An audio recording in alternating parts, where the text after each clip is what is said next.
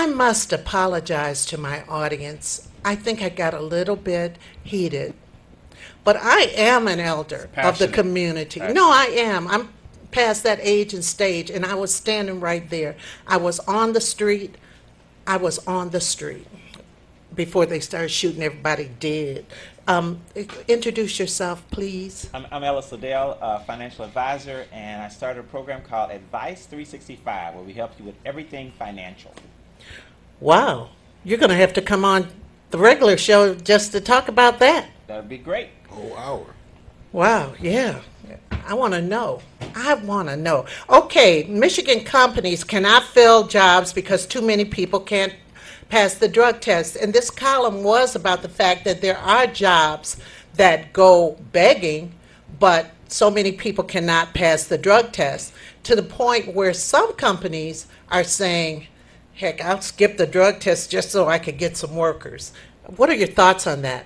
Here, I'll jump in on this one first. All right, so there are preachers in Detroit who've gotten together to try and get companies to agree to just give them a chance, hoping that this will wake them up. I wanted to say that first. So there are people who are working on it, a group of pastors. Secondly, Dr. Naeem Akbar wrote a book recently called New Visions for Black Men. And he talks about how there's delayed growth or progression in young black men. They still want to continue to be boys. And I remember hearing the thing, Darnell, the difference between boys and men is the size of their toys. Right? Really? And Okay. what's happening? As a woman, I wouldn't say that. But anyway, Okay, as a woman, you wouldn't say Yeah, that. All right, so, but in his book, he makes a point around the fact that, like there are many kids who think that marijuana is just an okay drug, you know? It's a mind-altering drug. And if it's going to alter your mind, then it's going to alter your state of mind. But basically, in his book, he talks about the challenge of becoming men, you know? And the challenge of becoming men is accepting the responsibility that today is not the end. Today is just the beginning. Tomorrow is another beginning. The end is your seed going farther and having a seed. So I've seen this happen all around the Detroit area and probably all over the country. There's a woman driving a car. There's two kids in the back. And there's a brother sitting on the side like he already zoned out. And what makes it worse is if she's going to work and he's dropping the kids off and he's getting high on the way to work, he's giving the kids a contact high on the way to work. And that's the challenge with boys not wanting to be men and not growing up. Because how are you going to sit in the house? That lady has 3 children. The 2 that she gave birth to and the 1 she adopted. And that's the challenge, because you should want to get a job. You should think about your future seed. And those who are church-based, many of them, they heard this message so many times that they realize that it's not just about me. And the challenge we're faced with today is that we have young people who think it's just about them. absolutely. Just to expound on it, I think society in general right now basically puts out that image that it's all about you. When you go from, you know, Facebook to Instagram, A million Twitter, views on Instagram. You Yeah, know, I go to concerts every week, and you know, some of the concerts. You sure especially do. When I go to the concerts where a lot of young people, all you see is people holding up their phones, and they're not taking pictures of the artists. They're taking pictures of themselves, you know, and it's crazy to me. Like, you know, experience the artist, or you know, capture the artist. Nobody wants to see you. We came here Right. and paid to see a show, but you know, all you're thinking about is yourself. And I think that's what's happening now, especially with you know, the TV shows that are on, where people are and we talked about this before, are becoming famous for really nothing, just showing themselves in some way, fashion, or form. Infamous. yeah, Kardashians. Yes. Yeah. Yes. And people see it as a way to get rich. They don't have to have any talent. They don't have to have any education. They don't have to have any work ethic. They just have to, hey, look at me and Let me tell pay you, me. Google, Facebook, Microsoft got together and they set up a focus group to figure out how to make you keep this in your hand all day long. They got And it there are right. people who cannot put it down. So if I'm focused on in other words, if I put together $1 billion to figure out how to keep this in your hand, you're going to keep it in your hand. And that's exactly what people are doing. So as a result of that, they want to get more hits. What can I do to create more hits? And we started out talking about the hits they're taking on marijuana, cigarettes, and other drugs of choice that cause them not to be able to work. But at the end of the day, what is the solution for these young people who've chosen to, they feel like drugs are okay? I think we have to, just like any other social issue, we have to start at the grassroots. We have to, looking at the home, right? Yeah. A lot of kids go wayward, right? But I knew this young kid that used to go to Highland Park High School, right? And he enlisted in the military. And the day he enlisted, he quit smoking weed or marijuana, That right? Because sounds he like, realized. was that you? No, it wasn't me. I'm just saying. It wasn't Oh, me. because you left it and went to the military. But I I'm was saying, just checking he it out. realized Coincidence. that he could no longer do this and move forward.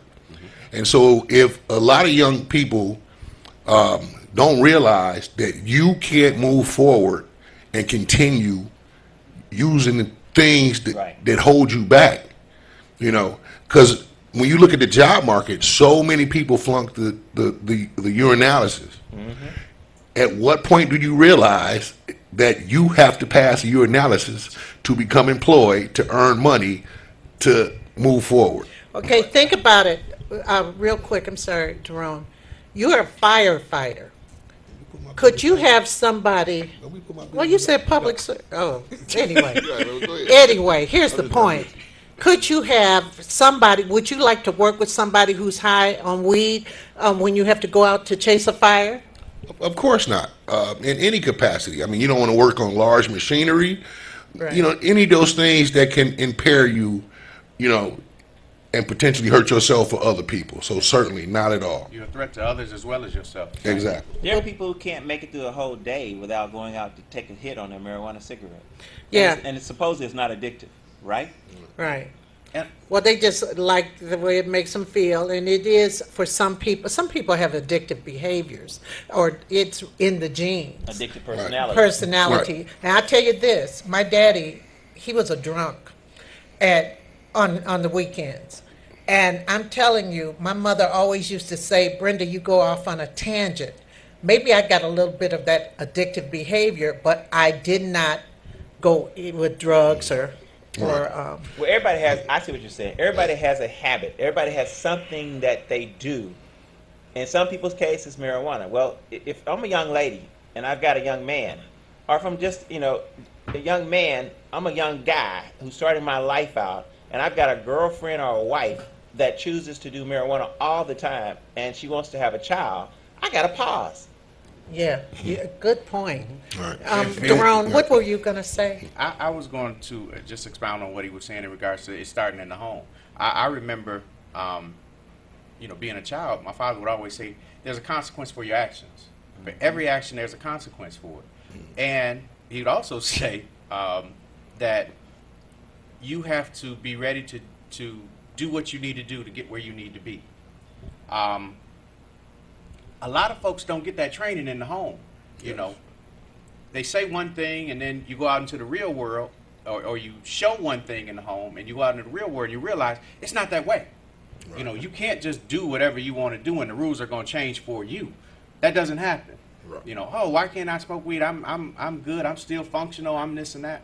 Well, at the same time, if I have a company, and I'm the person hiring, I make the rules. Now, if you choose not to adhere to my rules, I'm going to find somebody that will. So, I think what is happening is we have a whole generation that we're raising that are scared to actually do the things they need to do to get to where they need to be, because they've never had to do that before. Right. And we're doing a disservice to them. Parents are doing a disservice to them. You should be, raising your child to be better and do better than what you have. Exactly. And one of the points I want to bring up to that is, you have this generation, or not us, but before us, that said, I'm going to work hard so my children don't have to. Right? Mm-hmm. And so ultimately, you setting your child up, not all the time, but you putting them in a position to where they could potentially fail. For the person that's always giving, and then you turn 18, they say, all right, go forth. And wait a minute, hold on, you've been giving me for the last 18. You got to keep giving. Stop. just stop. Right. And so, I can say this: I've learned more from my failures than I did from my successes. Mm-hmm. They become a greater lesson. Right. And as a result of learning more that way, you say, you know what you don't want. Here's what happens generally in life. Between 20 and 30, you figure out what you don't want. right. I don't want this. I don't want that. I don't want that kind of person. I don't want these people in my life. Between 30 and 40, you figure out what you do want, but you don't have the resources to get it because you wasted 10 years. Sounds like Right? And then between 40 and 50, you realize those things that you want. You start getting some of those things you desired. And then ideally in your 60s and 70, you share back with others how you got what you got. And you're willing to give back. Now you're putting back into the well for the future. But you said something that was critical. You can't nurture your child. They fall out and hurt themselves. You always rubbing them. At some point, you tell them, if you touch that fire, it's going to burn you. And you see them keep touching the stove. Eventually, you say, you know what? All right, I'm going to look the other way. Bam! Ah! And they crying, right? And you say, I told you. But guess what? They won't touch that fire again. Yeah. Life, So I think life is has a to happen teacher. like Yeah, that. life Exactly. is a teacher. If you don't train your children in the home, if you don't teach your children in the home, life is going to teach them. It's just whether you prepare them for what life has in store. Right. And what lesson they're going to actually get. my kids started working at ninth grade. Well, going into ninth grade, after their eighth grade year, I got them a little job at the market. And just to get used to it, and they wanted money. And in order to get the money, they had to work for the money because at that time I was divorced. I had to, things were spread thin, and getting a little bit of child support. So I notice now that they're adults. My kids know how to work. They know how to work. They learn that lesson They early don't on. mind working, right? They don't mind working. There you go. They don't mind working. But I think, like you said, it does start in the home. But do you think it's dangerous that some employers are choosing not to do the drug test? I think that, listen, I think they're choosing not to do it because they feel like they don't have an option. I think anyone who would choose, because if you're high on a narcotic and you are out, someone's working, someone could cut their arm off and you're sitting there saying, oh, you cut your arm off, versus trying to get your help. I know. Wait, Right. I'm going to Right. tell you that weed can make you laugh and not stop for a long time. I mean, it's something that's stupid. I mean, just think about it. You can be very inappropriate when you're drunk or high. Very inappropriate. And why would I want you working or representing me? Right. And that's part of it. But I also believe that your analysis are just a part of the weeding out process. And what I mean by that is, my grandfather worked at Chrysler for 35 years and didn't have an education above his 6th grade. My Right? father. For that exact same job now, you need to have a high school diploma and or a college degree, right? A written test, a dexterity test.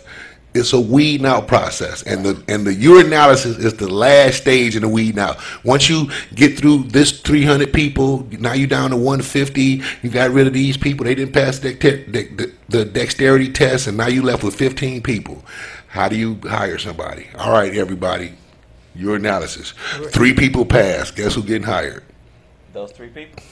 Yep. It's part of the weeding out process. Yes. Not saying Now- that there is some type of what word am I looking for? Issue with being high on the job. I'm not saying that you should be high on the job. It's part of the weeding out process.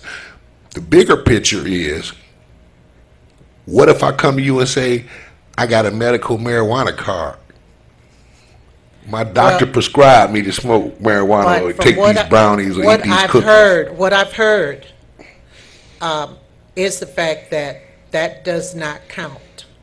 What I mean is they still cannot hire you. Say if you want to work on that arena downtown and you got to climb, that you just can't have it. You could put other Right. people in danger, put yourself in danger. In certain jobs, yes. In certain but jobs. there are some But jobs where if you produce, people get the jobs and then they go to Right. smoking. And Oh, yeah. that's a whole nother issue. If I'm an employer, I want to know at least you're smart enough or you have enough in you to say, hey, you know what? I'm going to stop smoking weed for 6-7 months so that I can get myself gainfully employed. And then I can go back. But if you don't even have the self-control to do that, do I really want you as my employee? Right, absolutely. I never forget, I was teaching at Highland Park, and one day one of the students had to go down to the office, and because his mother was in the office, she was raising Cain in the office, and when he got down there, she said, "You stole my dime bag." This is the truth. I mean, golly, like you say, from the home. Yeah. So here's another question, Uh-huh. right? What is the difference in smoking marijuana last night and getting drunk last night, and you show up to work this morning? They're both irresponsible. Certainly. Yeah, they're both irresponsible. But nobody's mentioned alcohol here, right? Well, Only I because- did mention Yeah. drinking. I did mention when I was talking about you and firefighting, well, somewhere along the line. Do you know how But- long? Let me just say this here. Do you know how long marijuana actually stays in your body? 30 days, depending on your weight, Right. give or And take. now, because they can do hair follicles and create a DNA, That's long. they can now find that you've got substance in your body. But most of these tests, the urine test you're talking about, doesn't even go that far. So if you can not smoke for 2 weeks, you can pass the urine test. But if you smoke every single day, it's not going to be out your body in 2 Oh, weeks. yeah, of course not. Yeah, no, Right? not at all. So we're talking about. They not said drink figuring out- apple cider vinegar. You can Yeah, get that a- won't- you can that get a won't kit to work. clean That you won't out. But the point is not cleaning you out to pass the test. The point is life's test. You may be Right. passing that drug test, but you're gonna fail life's test. Right. I have clients who come in the office. They say, "Mr. Dale, you know they legalized medicinal marijuana in Michigan. Can we buy some marijuana stocks? They get ready to make it recreational in Michigan. Can we get some marijuana stocks?" And I'm like, "Okay, tell me what company is going to make the money off of marijuana." And they say, "Oh, I don't know." I said, "Thank you, I don't either." However, I will tell you this: once it's legalized and you can bank the money federally, you will not see big tobacco. Pharmaceutical. Pharmaceuticals are going to control that market. Yes. But they're just waiting for it to be legalized. Look at all the green places on 8 Mile that got closed down because the city changed one ordinance. One ordinance. And all these people put all that money in there. They couldn't bank it, so they put it back in their stores. So you go in one of the stores, it's gorgeous in there, but now they're closed. With expensive security systems Expensive and all because of it's cash that. there, right? Well, we have Tyrone back on the line. Let's see what's happening here. Good morning. Good morning again. You know, I go to gas stations, and I see young men and women. Hey, Al, give me two. They're getting 2 cigarettes because they can't afford a pack. And when I go to the gas stations, the supermarkets, and different retail in the neighborhood, I don't see blacks working. I see immigrants working. And so when I hear somebody say, "Give the kid," the kid should go to work. I ask them where. And when I go downtown, I don't see professional working. I see that there was black teachers are not teaching no more, and the newspaper says that black teachers are incompetent. And so I don't see, and you don't see them in I the didn't city see government that. no more. Then when I go to my granddaughter was working at Rite Aid, got a job at Rite Aid on 10.5 miles on Greenfield. I'm off of Finkel. She catches the Finkel bus to Greenfield and go to Greenfield and stop at 8 Mile, and then she worked a swing shift. And she had to walk at night 3 miles, a couple of miles in the dark. So I found out about it, and I took her. Then I had her to quit. Then she got another job. So when all this drug testing that you're all talking about that people are not passing, how do you all know when you look at those conditions I just cited? Well, that drugstore is it's right down the street from my house, as a matter of fact. But, and it's unfortunate somebody couldn't pick her up if the bus only ran that far. That's all they're running. So the youth in our community is trapped. They can't get to the jobs in the suburbs because the suburbs would not vote that tax to connect to DDOT. And they can't get a job downtown, and even the professional blacks ain't got a job. They ran the doctors out here, and now they done run the teachers and the principal and closed all our schools, so our professional they call is incompetent. Now in the neighborhoods, I'm seeing all immigrants working, and black young people are picking garbage in cans and can't afford a pack of cigarettes. I think that you all are doing a disservice to speak in general and not specifically to talk about the conditions of our young people are in. Let me address it. All right, Tyrone, today we're talking specifics about one article. Now, let's look at the bigger picture. I agree with you. I don't understand why your granddaughter why you wasn't picking her up, but I can't go there. I don't know why she didn't say, Granddad, I need a ride. I have no idea why that happened. But I will say this here. Drugs have torn down, defeated Detroit. If I'm an African American living in Detroit, there ain't no way I'm touching drugs when there's a history of over 30 years of drugs taking out Lil Pookie, Ray, my neighbor. You live in Detroit, you know people who've died because of drugs, but yet and still you're going to touch a marijuana cigarette? There's no way you could sell me any kind of drugs after the history that Detroit has. And for those people who don't want to go see the movie Detroit, the reason why you need to go see it is for you to be a reminder, just like the Jews and the Holocaust. No, I lived it. I lived it. Obviously, you didn't live it good enough because so what I'm saying to you, didn't even call you. If you knew about the drugs, you would know that the drugs going on the east side, the white people coming on the east side getting it, and over on 97 they come to get it. And if you ain't got no money, it'd be just like East St. Louis. There's no excuse. Listen, out here and stop the prostitution. I had friends killed in houses. I had friends killed in houses. I had friends if you knew those things killed on a humbug. And if you live, if you don't live them, and you somewhere out there, thank you. I just want to say, many of us who grew up during that time, we had friends. I mean, a college friend just went over to visit someone at an apartment over on the other side of Boston, over near in that area, when, he was just there. And his family, prominent family, people came in to rob the place or rob the people, killed him. We went to college together. And then, just so many people. The house I was in when I stayed upstairs of Dr. Perkins on 12th, the drug dealers trying to get in the back door to get money. It's just no good. It's done a lot of bad things to Detroit. Tyrone is obviously passionate about, everything. Okay. But Ellis made some very valid points. Growing up in the 80s, we know him, YBI, everybody. Right. Everybody knew somebody where drugs had absolutely decimated that entire family. And I'm talking about upstanding people, men and women, who you saw 1 week like this, and then a year later they were, And I can't tell you how many students I had killed, were killed or went to jail. Right. So if watching that happen and you decide to still get involved in drugs, you're asking for it. But the big push is on because of opioids right now, because the white children.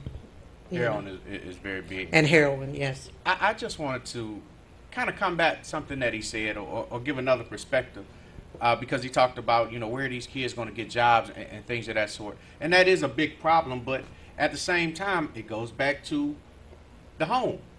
If you have a child in your house, if you have a son, a daughter, or what have you, you have a lawn. I as a kid, I used to cut all the lawns in my neighborhood. There was no lawn service coming in my neighborhood. I was making $200 a week cutting lawns. But if you don't teach your child how to do the things that they can do around your house to assist you, they can't do it for somebody else. And that's very unfortunate. So you don't teach that child that work ethic so that they can go out and get a job. When that child gets a job, that's your responsibility too. How's that child going to get to the job? The parent's responsibility. Yeah, if you have and it is their responsibility, but you also have to learn. My parents wouldn't drop me off all the time.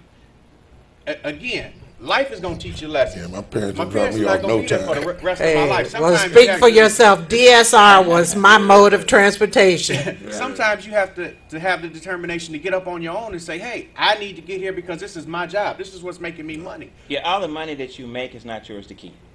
And one of the things I learned early is that you got to save some of your money for a rainy day. And a rainy day is going to show up. The other thing is be resourceful. I remember catching rides to the school to practice track, to go over hurdles. Well, little did I know, a year later I was going to get a full scholarship to college. But I worked my plan. My mother didn't come up with the hurdles. That was my idea. My daddy didn't do it. My daddy encouraged me. I remember one day my mother was cooking and one piece of toast was real dark. And he said, give Ellis that piece of toast because it helps runners run faster. So that was his encouragement, but that's all he needed, right? That's all I needed was just that little something. He acknowledged the fact that I was doing something outside of what anybody in the family had ever done. I remember the first time I went out for track, Coach looked at me, he said, what's your name, son? I said, Liddell. He said, I've been here for 30 years. I don't remember a single Liddell doing anything in sports. He said, you know what? You run with the girls. And if you can beat the girls, I'll put you over there with the boys. You know, I mean, but He challenged you. I overcame Well, that. apparently you He beat all the challenged me. girls. And my entire, listen, there was a girl on our team who won state. She was fast. I never beat her. Not that year, but the next year, no one could touch me, and I got a full ride. So something has to motivate you. So no matter how bad the circumstance, you got to take it and make it. You got lemons, make lemonade. Do something. And just to go back to that, you know, and this is something that really frustrates me, to be honest with you, because I don't think we're doing our children, we're doing right by them. You know, I have rental properties. There's so many times I go by my rental properties, you know, a lady has 3 or 4 sons in there, and the grass is sky high, or the snow is not shoveled, and things of this sort, or they're paying a lawn service. And you have 3 young men there that can cut your grass. Absolutely. So, and for me, I would get my lawn jobs because I was cutting my grass and they liked the way that my lawn looked.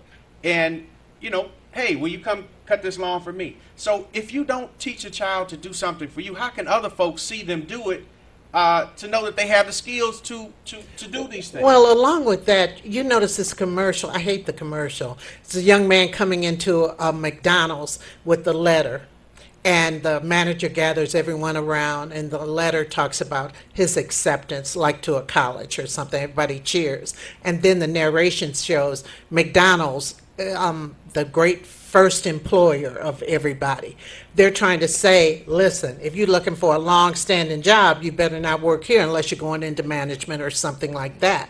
That's why, you know, they're trying to make a play for they're not giving $15 an hour, because at one point McDonald's was just a child's job or a retiree's job. And do you expect to really raise a family on McDonald's when there's so many training programs out here who can give? There's so many free training programs out here. I have people on my show all the time who talk about free training to get into even plumbing. The lady who has the plumbing thing down at Comerica Park is a black woman. And she says she can't hire anybody with who's been on drugs or nothing like that. I mean, but what I'm saying, this whole McDonald's, heck, they can't even add up the thing. The machine does everything for you. All you do is hand stuff back. And forth. You know what, talking about that, and back to the whole topic of the drugs, one of the highest paying jobs in the United States of America is an air traffic controller. Yes. Absolutely. It's a trained job. You don't have to get a college degree to get that job. It's training, and the biggest trainer of it is actually the Air Force. They create more traffic controllers because that's one of their tracks. So if you're sitting around, you're like, I don't know what I want to do, but I want to make at least $150,000 a year. Well, why are you trying to figure out what you're going to do? You might want to go to the military, Air Force, and get this training. You don't have to go to the military to get it. You can also go other routes to get it because government has grants because they need air traffic controllers. But that's called work. That's called work. You know, they want it. You can't get that job high. Right, like Jerome said, you know, they want to become instant. Nobody wants to work and track their money like in 10 years I want to be here. They want $1 million status right now. Well, for those few who are listening today, who are watching today, who want to work, to consider air traffic controllers. It's a great opportunity. And if you want a startup job, you know, Amazon is building that place out in Livonia. I mean, they're talking about 1,000 jobs or something like that. 1,000 to 3,000. Right. And their goal is to hire people young. They want to use the same factory model that Ford and everybody else uses. They want to hire young people and let you go stay there for 30 years and let you make money as you go. So there's opportunity out there. That's what we're saying. Right. You know, even the jobless rate in Detroit, it only went down 1%, but it could be better. But you know what destroyed things is the fact that and Lorraine Hansberry said this, and I mentioned it before when she was interviewed by Mike Wallace, the fact that people were getting on welfare and staying as opposed to what it was really meant for, to get on and transition into something else. That was You only do better when you know better. Well, that's what we're here for. Yep. So us talking today, opening people's minds up, is the beginning. Someone's watching who's been hitting that joint. They're hitting it while they're watching the show right now. Right. And they're saying, you know what? When I finish this one, I'm gonna go get a good job. I'm gonna stop. And if we can move each one, teach one. Well, it's like smoking. I used to smoke, but all of a sudden, when Peter Jennings said, I have throat cancer, and he said, I said to myself, I earn my living with my voice. I didn't smoke another cigarette. Never. I just went cold turkey because my life meant more to me than that cigarette. Doing what you have to do to get to where you need to be. Right. And my lungs look good because I've had the x-ray, but truly. So a lot of people, I know people who do had those marijuana stores, they had to close them up. Had to close them down. So they've lost their livelihood. Well, one person told me he's delivering. Okay, so he got the different license. Oh, delivery service. He's delivering right now. So anyway, what about, let's go on quickly to that other subject I wanted to talk about. The young man who was with, what team was that? Dallas Cowboys. Dallas Cowboys. He was accused of, Larceny. stealing, Something out of shoplifting. a party. He was accused of it, and he wasn't even in the city. But it was mistaken identity, and the Dallas Cowboys got rid of him. And then when they found out it wasn't so, they didn't take him back. Thoughts? I think that's a really messed up situation. Are they saying all black men look alike? Well, no. The gentleman actually gave his name, gave his date of birth. This is actually on the police. How did he and get his social security number is a whole other question. I'm thinking that they're probably going to sue the police department because they actually released the information about him being arrested, which led to Dallas Cowboys finding out and things of that sort, to where his livelihood is now threatened. It's. I would hope, and I'm assuming, I don't know for sure, that there had to be some other issues with him and the Dallas Cowboys. Oh, well, they say it. They started saying it was a talent thing, and he has, I think, signed with the Jets. But it really offended me. Right. Well. Quickly. So the Dallas did say that there were some other things that the public didn't know about. Dallas will take anybody. You know. Right. My biggest problem is, though, the police did not do their due diligence. Yes. Right. Right. And they just, like Jerome said, they just put the information out that we have, Lucky Whitehead arrested. And the guy wasn't even in the state. Yeah. But they were happy to just put the display of another black athlete. We got one. Defamation of character. Defamation of character, exactly. Real quick, the bigger message is there's so much talent in America, high school football, college football, that they're saying next real quick. There's a no tolerance in the pros because it drags their image down. Keep in mind, Dallas Cowboys is a brand. True. But you also a brand. Dallas Cowboys is a brand, right? Dallas Cowboys. But aren't you a brand? Isn't Yes. Lucky a brand? He's a brand also. But so protect your brand. here's to that. There's another player, I forgot, he just got accused of domestic violence and so forth. And Greg Hardy. They took Greg Hardy. Right, and they took him. Michigan They take State. everybody. Everybody. They take everybody. If you're in trouble, you can go to Dallas. Right. And Well, they take everybody till you get on. Look, Kaepernick. Kaepernick. Kaepernick. They're not taking him. Thank you. They're not taking everybody. Oh, that's another conversation They I took really Pac-Man. want to have. Ooh. Listen, everybody, we'll talk next week. We'll see you around.